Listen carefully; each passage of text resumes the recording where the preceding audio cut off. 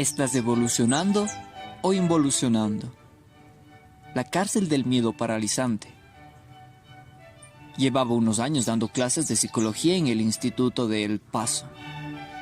Incluso había ganado el galardón de maestra del año. Cuando me vino a ver el inspector y me dijo: Eddie, te tienes que doctorar. Yo me reí y dije: para cuando me doctore, tendré 50 años. Los 50 los cumplirás igualmente. Son las 5 palabras más inteligentes que me han dicho jamás. Querida, si vas a cumplir 50 igualmente, o 30, o 70, o 90, ¿por qué no tirarse a la piscina? Haz algo que no hayas hecho jamás. El cambio es sinónimo de crecimiento. Para crecer tienes que evolucionar, no involucionar. Yo me considero una animadora. Os animo a los supervivientes a reuniros conmigo, otra superviviente. Os proporcionaré pautas para liberaros de pensamientos que os limitan para aceptar vuestro potencial. De pequeño estudié latín y recuerdo una frase fantástica. Tempora mutantur, nos et mutamur in illis. Los tiempos cambian y nosotros cambiamos con ellos. No estamos atrapados en el pasado o en nuestras viejas costumbres y conductas.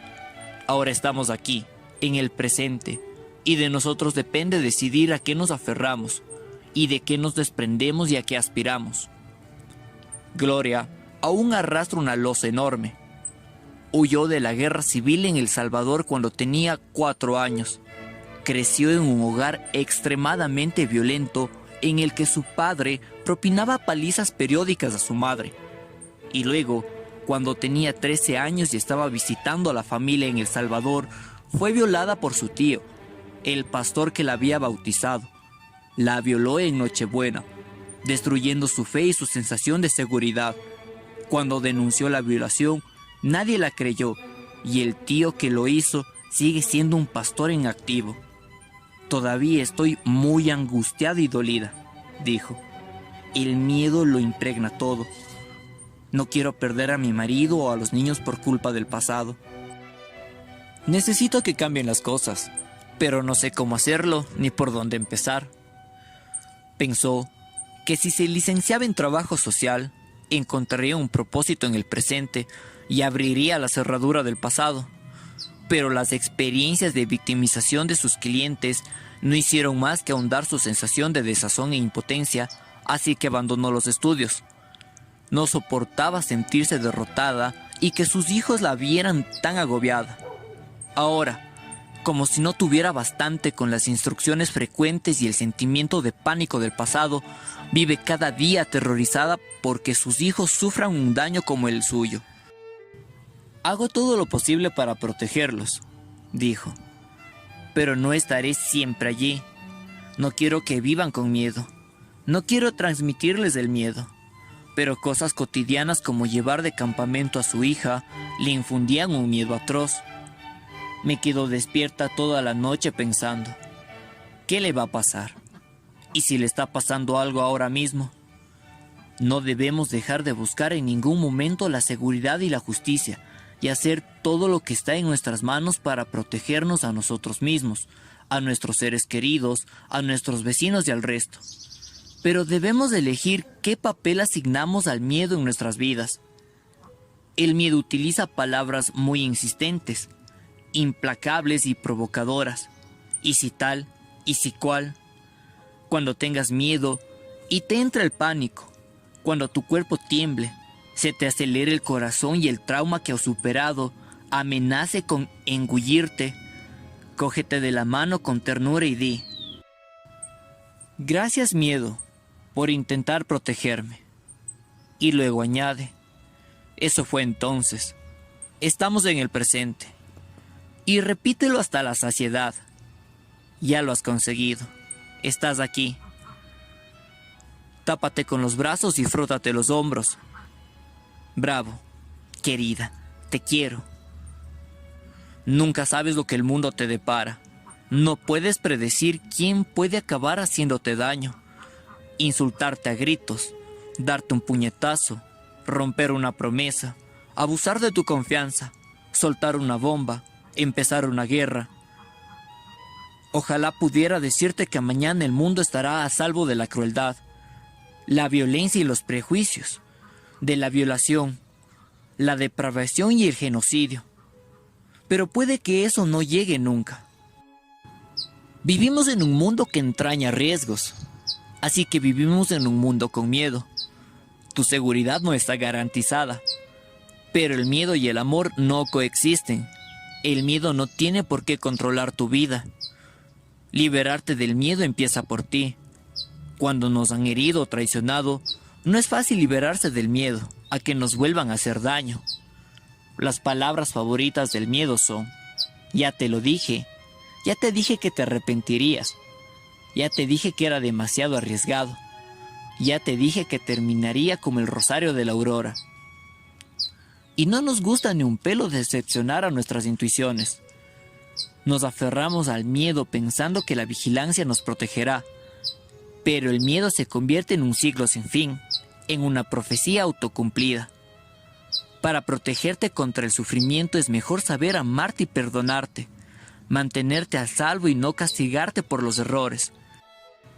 El dolor y la pena que forman parte inevitable de la vida. Esta era la batalla que estaba librando Caitlin.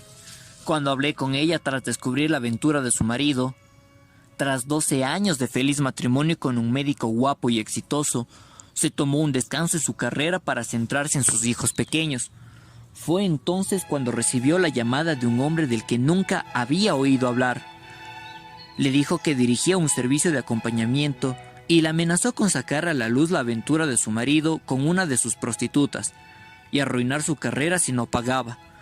Era un asunto sórdido y estrambótico, propio de culebrones y pesadillas. Pero, cuando plantó cara a su marido, él reconoció que era verdad. Había contratado los servicios de una prostituta, y el hombre que la había llamado era su proxeneta. Caitlin se quedó en estado de shock. Estaba muy alterada y era incapaz de comer y dormir. Su mundo estaba patas arriba, totalmente del revés. ¿Cómo podía haber sido tan ingenua? Entró en un estado de vigilancia perpetua, revolviendo su vida en busca de pistas que le ayudaran a entender por qué su marido la había engañado y en busca de pruebas de que pudiera estar pecando de nuevo. Pero, con el tiempo, y tras mucha ayuda de consejero matrimonial, la infidelidad se convirtió en una oportunidad para ella y su marido de redescubrir su matrimonio, de reencender la chispa. A medida que recuperaron la estabilidad, él la sorprendió siendo más atento y romántico. Su matrimonio parecía más feliz. Celebraron una gran fiesta por Navidad y llenaron la casa de luces. El día de San Valentín, su marido la despertó antes de que amaneciera y la acompañó al vestíbulo, bajando por la escalera adornada con pétalos de rosa y velas de té centellantes. Se sentaron juntos con la bata puesta y lloraron. La dulzura y la confianza habían vuelto a su relación. Poco se esperaba ella que en apenas unas semanas él tomaría otra decisión ruinosa. Iba a empezar otra aventura con una colega joven. Una relación que iba a prolongarse 2 años, hasta que Caitlin se topó con una carta de amor que él había escrito para su amante. Caitlin y yo hablamos 2 años después de que descubriera trágicamente que le había vuelto a traicionar. Decidió no divorciarse y volvieron a hacer terapia de pareja intensiva para reconstruir la relación desde los escombros. Me dijo que en muchos sentidos su vínculo parece más fuerte que nunca. Su marido está menos distante, está menos nervioso y se muestra más afectuoso. La abraza, la besa y la consuela. Le pregunta cómo está a menudo. Hace videollamadas con ella desde el trabajo o la llama desde el teléfono del trabajo para que ella sepa que está realmente donde dice que está. Es sincero con el motivo por el que volvió a engañarla. Era un narcisista poderoso y quería tenerlo todo, dice repitiéndose de corazón. Pero Caitlin aún está maniatada por el miedo. Tengo el marido cariñoso y atento que siempre he querido, dijo. Pero no lo puedo aceptar, no me lo creo. Me monto películas mentales cada día reviviendo el pasado, esperando lo inevitable, que me vuelva a engañar. Sé que me estoy privando de mi propia vida. Sé que necesito aprender a confiar en él otra vez. Intento seguir en el presente, pero no puedo huir del miedo. No puedo parar de vigilarlo y controlar sus pasos. Cuando la duda nos carcome, estamos atentos a las señales que aplaquen o confirmen nuestros miedos. Pero sea lo que sea que busquemos fuera, tenemos que abordarlo en nuestro interior. Quizás no estés dudando de tu marido, dije. Tal vez dudes de ti. Ya son 4 las veces que te he oído decir, no puedo. Sus ojos brillantes se anegaron de lágrimas. No te tienes en suficiente consideración, así que vamos a intentar disolver esas dudas en ti misma. La cárcel del miedo puede ser un motor y crecer y empoderarse. Para impulsar esta transformación, el lenguaje es una de nuestras mejores armas. Empecemos por eso, por el no puedo, le dije. En primer lugar, eso es mentira. Decir no puedo equivale a decir soy incapaz. Y a menos que seas una niña, eso simplemente no es verdad. Cuando decimos no puedo, lo que estamos diciendo realmente es no lo haré, no lo aceptaré, no lo creeré. No huiré del miedo, no dejaré de vigilarle y de controlar sus pasos. El lenguaje del miedo es el de la resistencia, y si nos resistimos, nos esforzamos mucho para procurar no ir a ninguna parte. Negamos el crecimiento y la curiosidad. Estamos involucionando, no evolucionando, rechazando oportunidades para cambiar. Le pedí a Caitlin que suprimiera el no puedo de su vocabulario.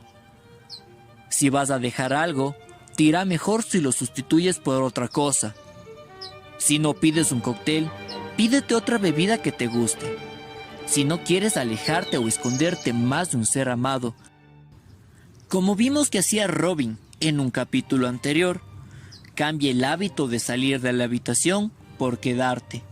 Y dedica a tu pareja una sonrisa y una mirada afectuosa. Siempre que empieces a decir no puedo, sustitúyelo por puedo. Le dije a Caitlin. Puedo olvidarme del pasado. Puedo seguir en el presente. Puedo amarme y confiar en mí misma. También le hice ver que en un minuto de conversación había usado otras 2 frases basadas en el miedo. Estoy intentando y necesito. Dijiste que estabas intentando vivir en el presente, dije. Pero intentar algo es mentir. O lo haces o no lo haces. Y si dices que estás intentando algo, en verdad no tienes por qué hacerlo. Te estás justificando en caso de no hacerlo. Y es hora de dejar de intentarlo y empezar a hacerlo. Cuando estamos a punto de actuar, muchos de nosotros usamos la frase necesito. Parece como si estuviéramos identificando objetivos y prioridades. Caitlin quería cambiar el miedo y la vigilancia implacables de su matrimonio, así que dijo: sé que necesito confiar en él otra vez. Eso tampoco es verdad, le dije. Eso tampoco es verdad, le dije. Las necesidades son cosas sin las cuales no sobreviviríamos. Respirar, dormir, comer. Podemos dejar de añadirnos peso y presión a nosotros mismos diciéndonos que algo es necesario para sobrevivir cuando no lo es. Y podemos dejar de ver nuestras elecciones como obligaciones. No necesitas confiar en tu marido, dije.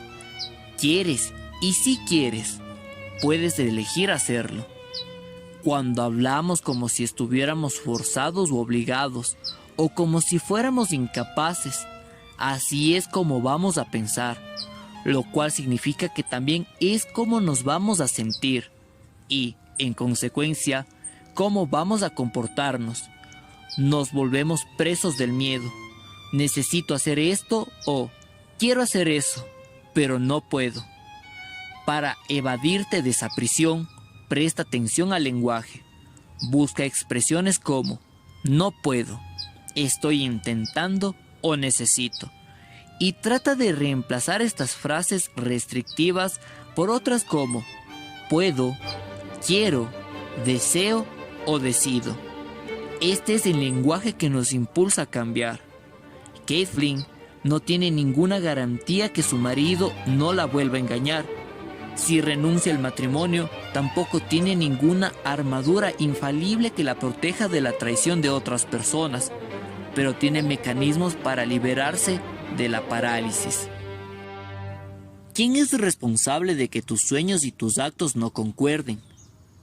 Un paciente me dijo que trabajaría mejor y sería más paciente con su familia si durmiera mejor, pero seguía bebiendo 5 tazas de café al día. Otra paciente soñaba con una relación estable y comprometida, pero cada noche se despertaba en la cama de un hombre diferente. Los objetivos y elecciones de estos pacientes no estaban en sintonía.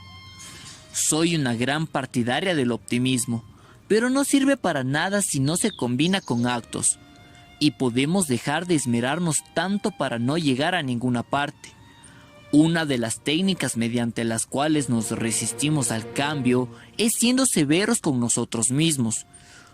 Una vez, una paciente me dijo que quería perder peso, pero cuando vino a verme, se pasó la mitad de la sesión regañándose. Me estoy cebando a helado, decía. Soy una zampabollos. En cuanto empiezas a denigrarte, no vas a cambiar nunca. Pero si dices, hoy no me voy a echar azúcar en el capuchino, estás haciendo algo en positivo.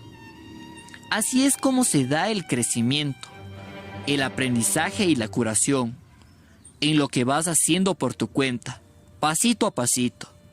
A veces hay cambios aparentemente triviales que pueden tener una gran afectación.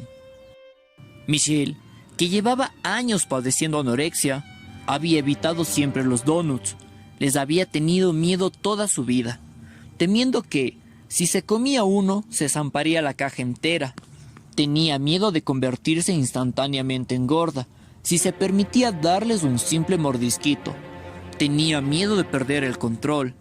Tenía miedo de derrumbarse si se permitía disfrutar, si osaba desmadrarse.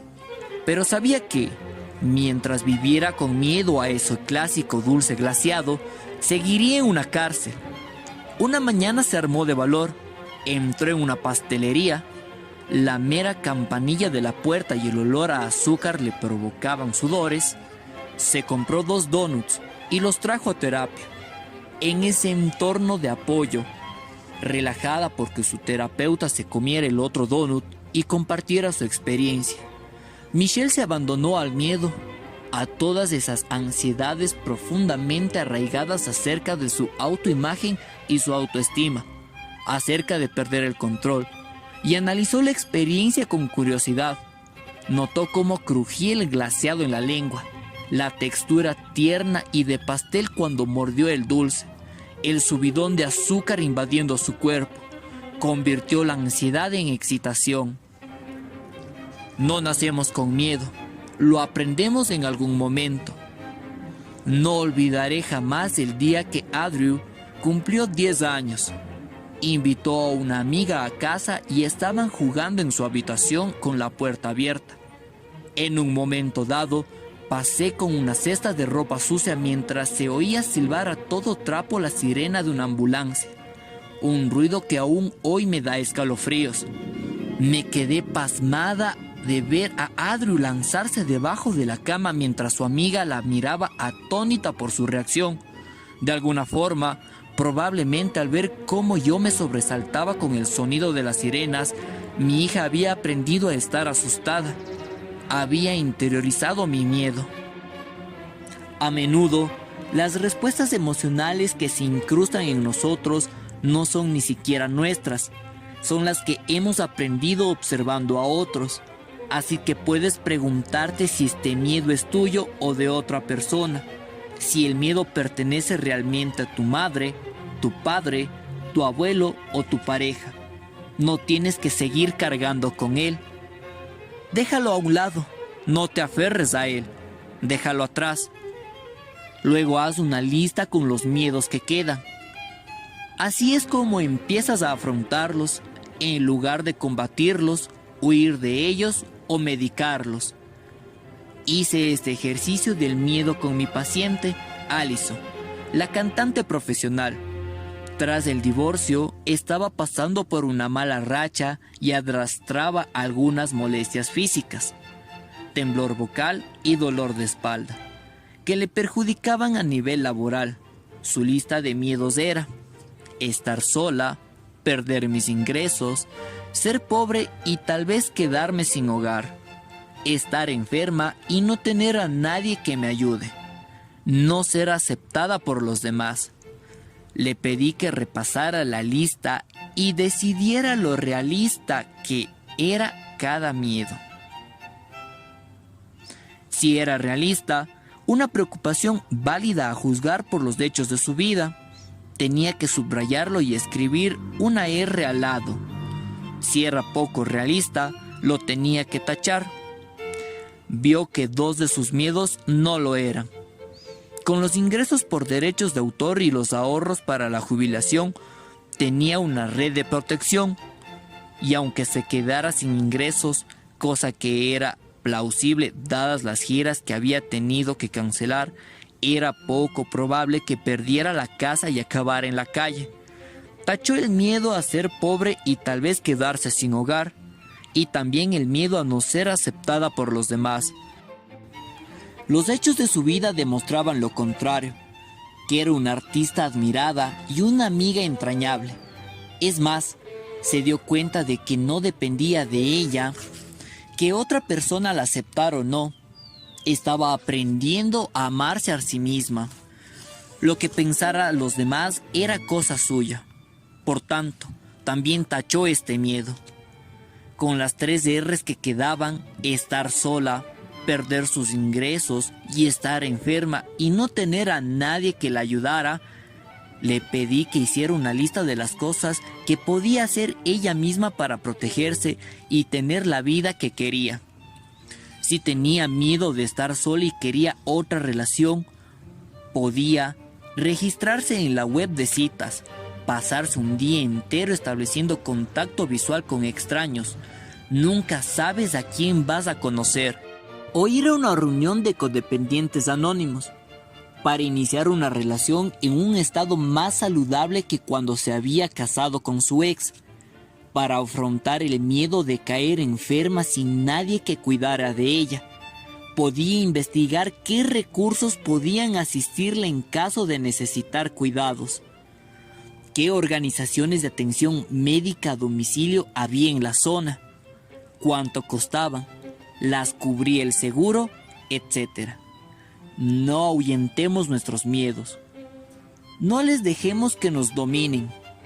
Invitamos a las otras voces que hay en la sala a meter baza y entonces hacemos algo. Tomamos el control, pedimos ayuda. Muchas veces, cuando estamos atascados, no es porque no sepamos qué hacer. En verdad, es porque tenemos miedo de que no nos salgan bien. Somos autocríticos y tenemos grandes expectativas. Queremos la aprobación de otros, pero sobre todo la nuestra. Y creemos que la podemos lograr siendo seres todopoderosos. Pero si eres perfeccionista, vas a ir postergando cosas, porque la perfección no puede existir jamás. He aquí otra manera de verlo. Si eres perfeccionista, estás compitiendo con Dios. Y tú eres un ser humano. Vas a cometer errores. No intentes vencer a Dios, porque siempre ganará.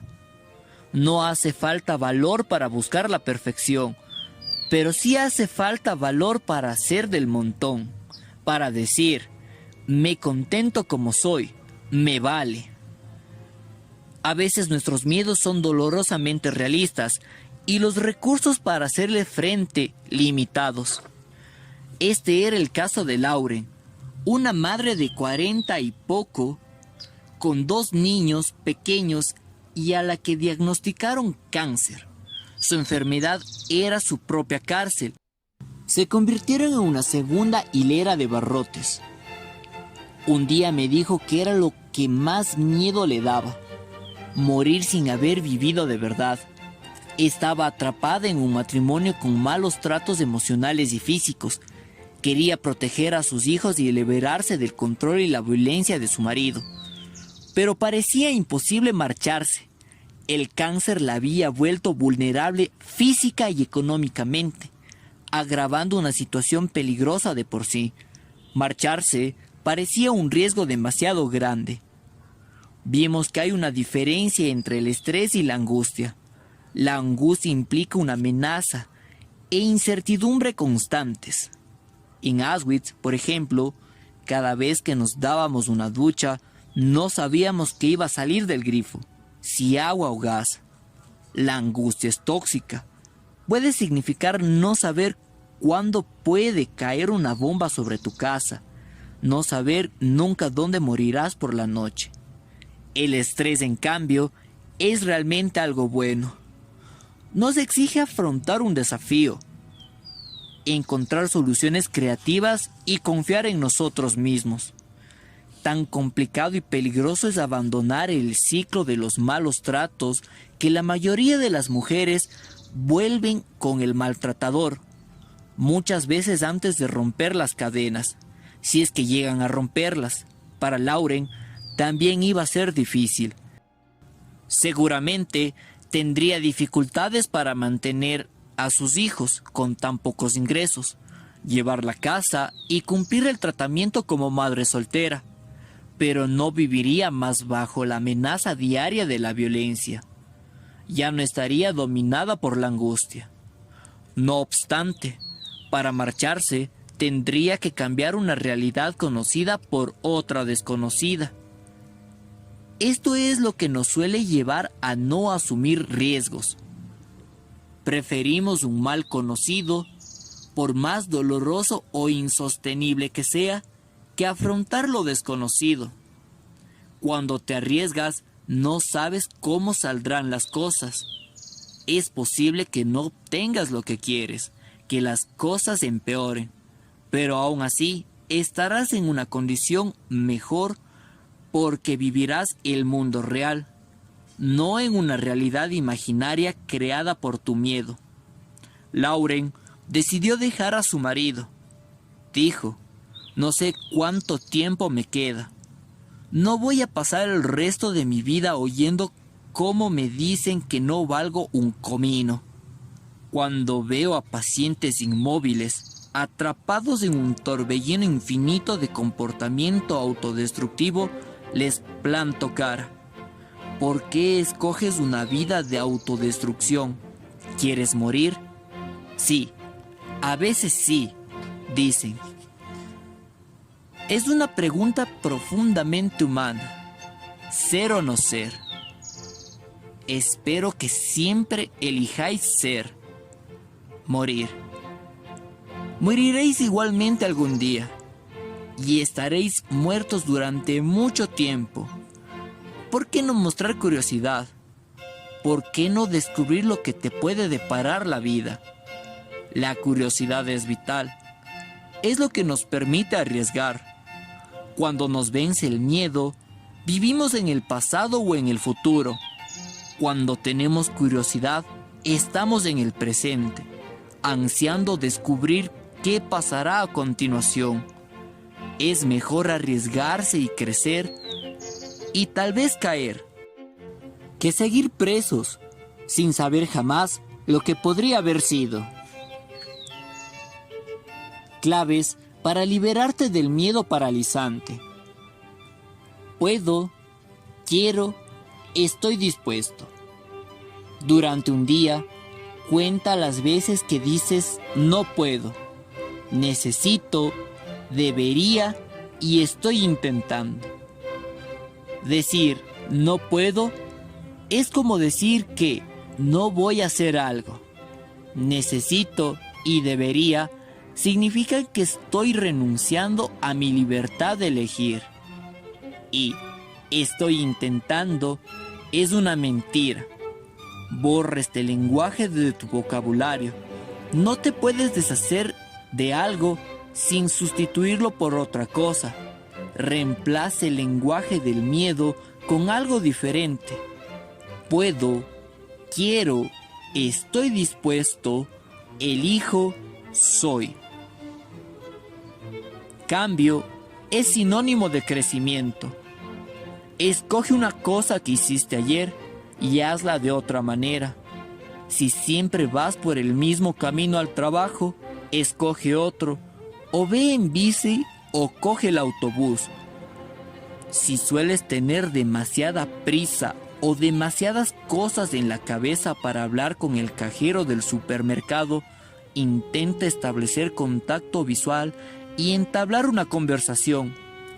Si no podéis comer en familia porque normalmente estáis todos demasiado ocupados, intentad comer juntos sin encender el televisor o sin sacar los móviles. Estos pasitos pueden parecer intrascendentes, pero en realidad entrenan a tu cerebro a saber que eres capaz de cambiar, que no hay nada grabado en piedra, que tus elecciones y posibilidades son infinitas. E indagar en tu vida ayuda a transformar la ansiedad en entusiasmo. No tienes que quedarte donde estás, siendo como eres y haciendo lo que haces. Da la vuelta a la tortilla. No estás desposado. Identifica tus miedos. Haz una lista de tus miedos. Para cada uno, pregúntate si es tuyo o de otra persona. Si es un miedo que has heredado o adquirido, táchalo de la lista. Despréndete de él. No lo tienes que llevar tú. Para cada miedo que quede, decide lo realista que es. Si es un miedo válido a juzgar por los hechos de tu vida, márcalo con un círculo. Para cada miedo realista, decide si te provoca angustia o estrés. La angustia es sinónimo de peligro e incertidumbre crónicos. Si eres una persona que vive angustiada, tu mayor responsabilidad es atender a tu seguridad y a tus necesidades de supervivencia en la medida de lo posible. Haz lo que esté en tus manos para protegerte. Si el miedo te causa estrés, asume que puede ser sano. Piensa que el estrés te puede brindar la oportunidad de crecer. Por último, para cada miedo realista, haz una lista de cosas que podrías hacer hoy personalmente para fortalecerte y lograr la vida que quieres.